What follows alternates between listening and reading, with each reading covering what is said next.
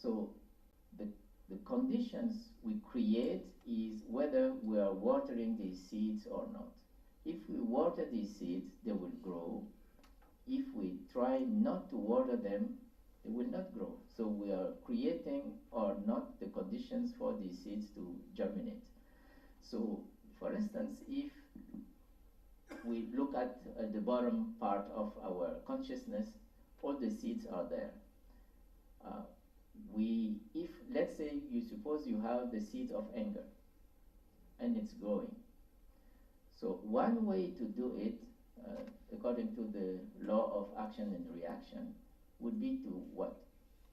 To water the seeds of patience. So in watering the seeds of patience, then the seeds of anger will decrease automatically. So action and reactions. So if you have greed, the seeds of greed, what would you water? Generosity. Once you work on that, then necessarily the seeds of greed will succeed, and so on and so forth. So we have ways of counteracting the effect of this ignorance. It's being aware of our state and now trying to practice, and that's why the teaching of dependent origination is also a practical way. It's a guide to our practice, in the sense that it shows us that we not only have this state of being greedy or suffering or anger or so on and so forth, but we have the opportunity to practice the other side, to water the other seeds, so that it will germinate from our consciousness into karma. Any comment, any question? Feel free to jump in if you have a question, or if it's not clear. Yes? Just that ignorance from our attitude and our previous opinion. Sorry? Our attitude and our previous opinion. Mm-hmm.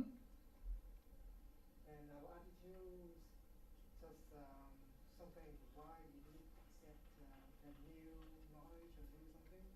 And our previous opinion means we learn something from a previous teacher, we don't want to learn from a second teacher. Mm-hmm. Our opinions occupy our brain. That's right. So it's a matter of, I mean, the question you're raising is interesting, because it's being open, but also having the ability to question. Because as the Buddha said, don't believe a word of what I said. You have to experience it, and if it works for you. If it doesn't work, then there is something you need to find out. Okay, so having an open mind is important, but also having, of course, the right understanding is crucial. And that's why the very first thing is really right understanding. Once we have the right understanding, we might now be able to focus on kind of getting away from ignorance. But this is crucial in establishing how we're going to practice. Let's say, for instance, we look at the body and mind connection. I said earlier that one aspect of our suffering is linked to our ignorance of the self. And what we call the self is nothing but the five aggregates. So the body, the tangible part, and the mind, which is the less tangible part. And we kind of mistake this entity as being the self. And because of this attachment to the self, it creates all kind of suffering for us, because we cling to, we need shelter, because the physical aspect needs food, needs warmth, needs so on and so forth. So in order to protect that physical entity, we have to do things. In doing so, we're creating karma and action. So it's always a cycle. Whatever element you take here, you can go back to the roots of ignorance and to the practice of the dependent origination as well. If you take an example of, let's say, the six sense organs, same thing. We can come up with a similar illustration. The six sense organs, generally I refer to them as meet your MEETBN, meet your Buddha nature. Okay, meet for M for mind, E for ears, the other E for eyes, T, tongue, and BN for body and nose. So meet your Buddha nature, this is the easiest way to remember the 5, 6 organs. And these are related to causes and conditions. So if you look at, for instance, ignorance and mental formations, this is karma. So because of this aspect, it has an impact on our level of consciousness and then all our actions to the present day. So for instance, if you look at this part from here to here represent our current life, more or less. So we have our consciousness, we have our body and mind, we have the six sense organ, contact, feelings, craving, clinging and becoming. So these represent more or less our current situation. And this current situation is due to past causes, because we are today what we are because of past causes, past conditions. I used to say that when they ask, who are you? You will say, oh, I'm Emmanuel Nikiema. Well, okay, 50% the result of my dad and 50% the result of my mom. And maybe my culture, the language I speak has been taught to me by the community. Nothing that I can say I really own. There is nothing in my life or in my body I could say this is mine, because everything else I can possess now comes from outside. My parents, they are the direct genitor of this body, the community for the language I speak, the culture I have, and so on and so forth. So when we look, this is really annoying. Sorry.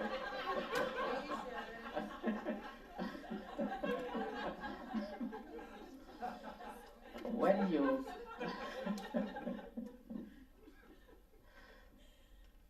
Thank you for your fine example. Thank you. This is Dharma in practice.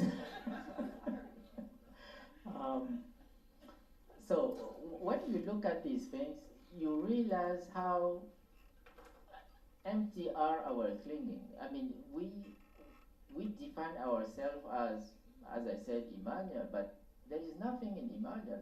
There is no single thing I can point to saying this is typically mine or this is exclusively mine.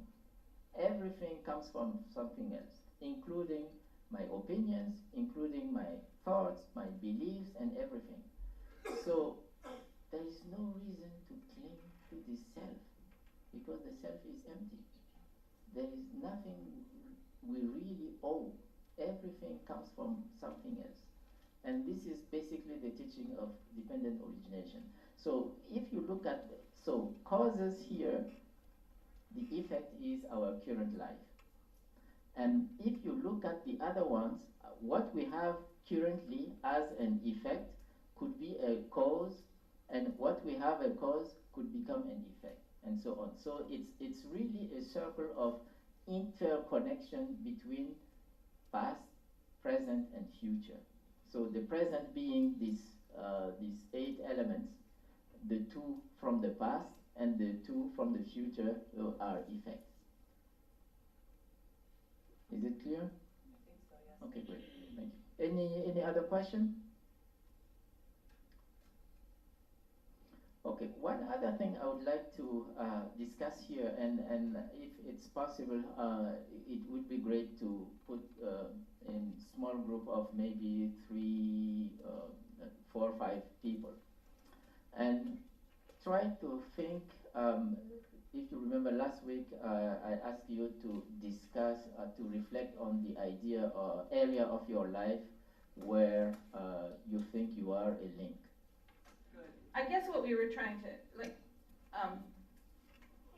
Barry was saying that he was talking about not getting involved in certain things. Like, for instance, if there is a country that you really believe has violated human rights or whatever, that you protest by not visiting those countries. And so therefore, that creates some kind of a link or a chain reaction. Am I right, Barry? Where, you know, I forget your name. Patricia was saying that she'd been to Thailand and she recognizes all the drawbacks of places like that. And her connection to Link was, you know, she would never normally go out and buy the crafts that they make in these countries because she just wasn't interested. But once she acknowledged the fact that that's the way these people make a living and that's how they get a little bit of extra income for themselves, then it becomes like more of a, it becomes an okay thing to say, I'm gonna buy this, even if I really necessarily can't use it, right? But I'm gonna buy it because I know I'm making a difference. And that's kind of the link that she was talking about. And I guess, and I brought up the fact that, you know, when we go, my brother and I go to Cuba once a year, and we go to the same place, and we've made a connection with people there. And we know that they work for very little money. So, I mean, I don't know, probably a lot of you people do it too if you go to Cuba. You fill your luggage with all sorts of stuff to take to people, and they become your friends, and you really develop an empathy for them. And so, yeah, we could say, yeah, we're going on a great holiday, we're staying in a resort, but at the same time, the important thing is the recognition too of the fact that life is very difficult for these people, and maybe you're just doing a little thing to make their life a little bit better. I don't know. That's what we kind of. Automatic step. Good. So yeah, roughly speaking, he said that if you don't want to be interacting with other people or be influenced or connected to other people, you have to live alone by yourself. Otherwise, it's almost impossible, right? We need each other. We need, yeah, for our clothing, for our food, for our whatever convenience we have. It's because of other people. Great, thank you. And next group. We had a lot of trouble with this question. I don't know why. We're all looking at each other and saying link. So we started saying, okay, well, what is a link? And I think the reason why we had trouble is because we tend to think of ourselves as either the recipients of an action or the originator of an action, right? So we don't think of ourselves as kind of between one thing and another, right? But we think, you know, okay, well, I did this and it had this effect, or something happened and it was this cause on me. But in fact, and we really don't usually think of ourselves as kind of a link between one thing and another. But once we kind of got our heads around that, Shireen gave some good examples, like, for example, if we go to work, right? So we go to work, we get money, we take that money and then we spend it. So we put it back into the economy, right? And because of that, you know, companies do better, the job continues to exist, we get to keep going to work, and it comes back to us again. So we're this link between kind of, you know, there's an economic link that we're part of, right? Or just physically, you know, we eat food, right? And we create fertilizer. And the fertilizer is necessary to grow more food, right? So kind of, we have that kind of a cycle as well. So we're a link between, in the food cycle. Sorry. I could have been more crude. That's a great example. So there's those ideas that we're kind of part of this cycle, and when we sort of, you know, kept going, it's kind of like anything we do, anywhere where we're participating in a process, we are a link between one thing and another, right? We're a link between our parents and our children, right? And anything that, you know, we learn from our parents, we tend to pass on to our children, good or bad. So when we say, like, you know, why are our children acting like that?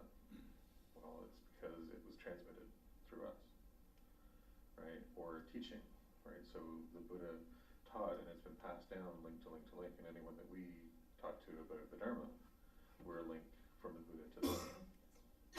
So, so in the end, we were kind of thinking, like, you know, what isn't link?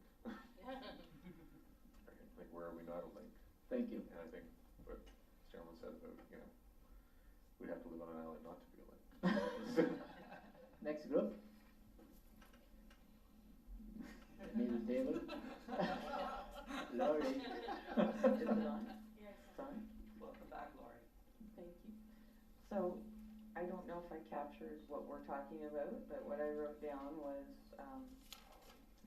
we talked about one change in perception or a link leads to a change in all the rest of them. That staying in the present moment is very important, and if you're going to be able to substitute the right action or the right view for the wrong one, for example, replace ignorance with wisdom, everything else is going to follow in a different way from that. But you have to stay in the present moment to do that. And we can never really let down our guard, as it were, because we'll slip back into the being a link and causing things you don't want to cause. We had an interesting conversation about how there would be the flip side to this diagram, and it would, you know, if you change one thing, all those ensuing things are now going to be the better course of action. And that was it. Did I miss anything? Next group. No, I really don't. I don't know how to. Yeah, go ahead. No, there's nothing I need for it. No, it's not about speaking. It's that I found the question so complicated. It seems so simple, but it's so complicated. So we were talking in the group. I just don't know how to relay what we said back to the rest of the group. But there was an issue of, you know, wondering if this really led to the topic of no self. I'm not sure the relationship. I mean, my faithful teacher here could probably explain it better than me. Really, it's not a cop-out. It's just, it was really complicated for me. I think that similar to our other groups, we started looking at things as links between ourselves, be it aspects of family, society, work, and so forth. And as Greg then took it to another level, talking about the interconnectedness, so the understanding of interconnectedness. We also then looked at ourselves in certain links. If we were pulled out of it and somebody else was in that position, would it be exactly the same thing?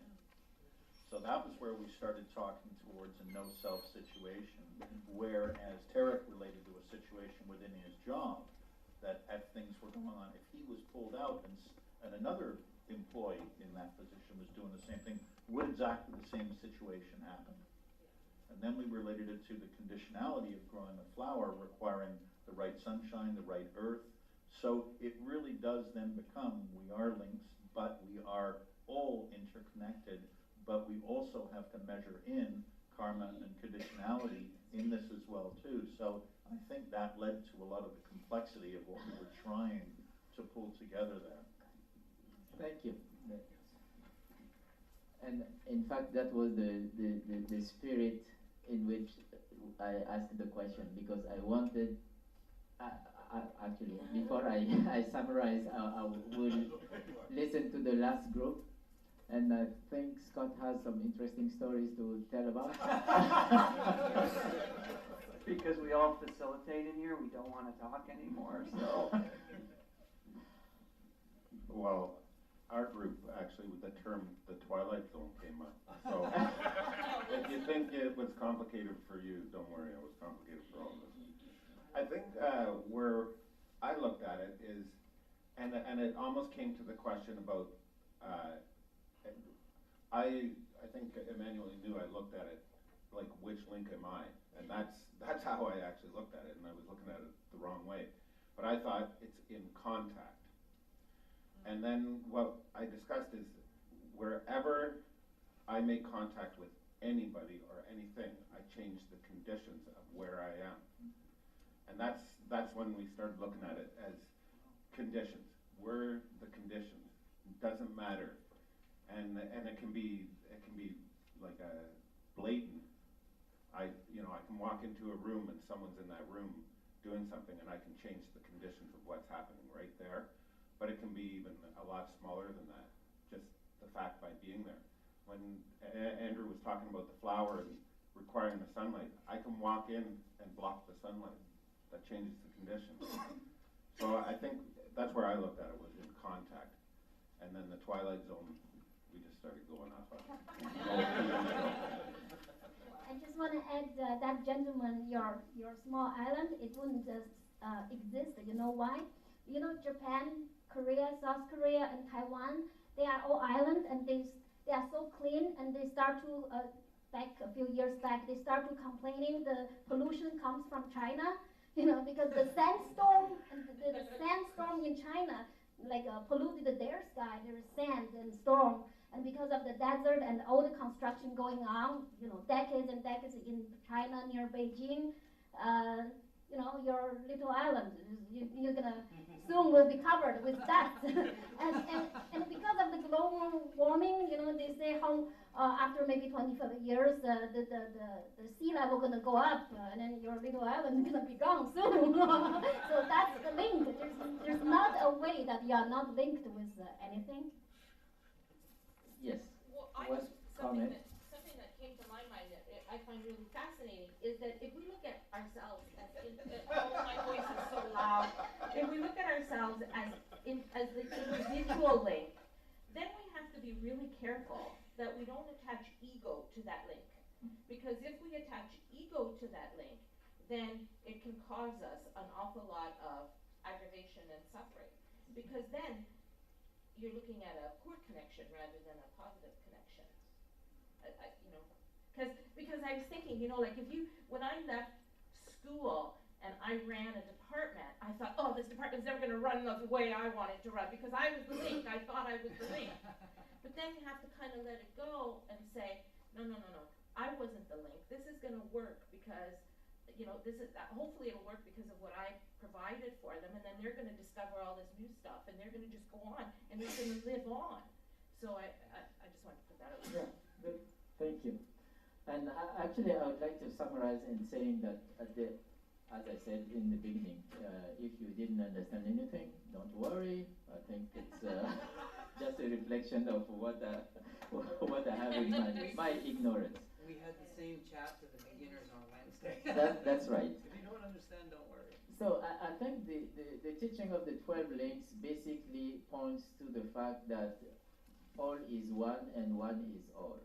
In the sense that if we stay away from this individualization, this categorization, and Greg was alluding to the fact that we tend to see a difference between the receiver and the giver, but when we see ourselves as a space in between these two, then there is no such point of reference as a giver or a taker or receiver. It's just a fluid of interconnections between elements.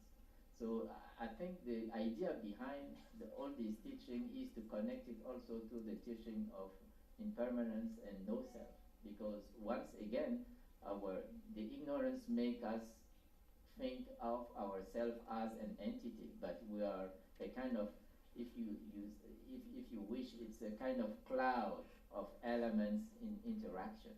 So we have, because of our delusion, we have this perception that there is a solid entity we call the self or the knowledge of the table or whatever, but the reality is waves in motion and in interconnections, and it relates well to both the Four Noble Truths.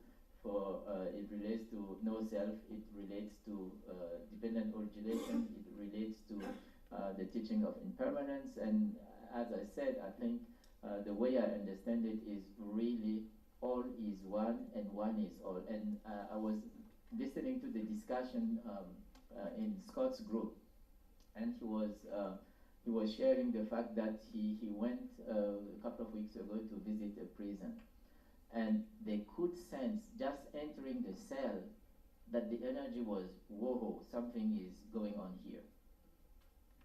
So you enter a space and you are affected by this energy within the space. So it means that really you cannot, whether you like it or not, you are under the influence of this, whatever level of energy is going on at this space. So we are all affected by each other, whether positively or negatively, and that's why we have to be very aware of the conditions we're creating and the karma we're creating, because these conditionality will have an impact not only on ourselves, but also all people surrounding us, our children, our spouses, our co-workers, whatever we think in terms of action, in terms of speech, in terms of, it has an effect. And I think the most important lesson from this teaching is basically be aware of the conditionality you're creating for yourself and for others. Thank you very much.